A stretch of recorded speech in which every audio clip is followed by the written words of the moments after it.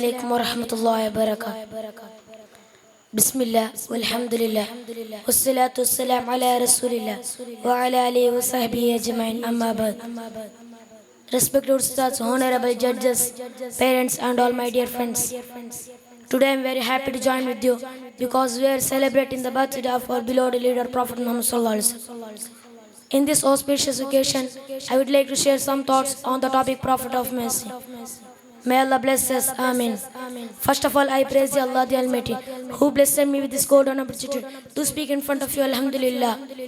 Dear friends, I think that this is the right time to speak about the life of Holy Prophet Muhammad sallallahu alaihi wasallam, especially about the chapter of His mercy.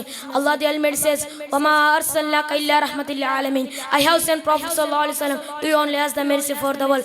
This Quran verse says that the Prophet sallallahu alaihi wasallam was mercy not only for the human beings but also the creatures in the world. The Prophet sallallahu alaihi wasallam says, "La yarhamullahu man la yarhamun nas." Allah would not be merciful to those who were not mercy to mankind.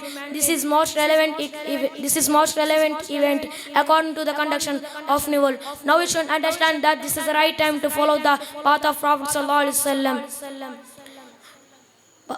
Now we should understand that this is the right time to follow the path of Prophet sallallahu alaihi wasallam. When the world is being disordered, may Allah bless us to follow the sunnah of Prophet sallallahu alaihi wasallam in our life. I would not like to prolong my speech.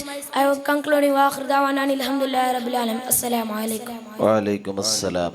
Kannada song Auf Al Halawa 2024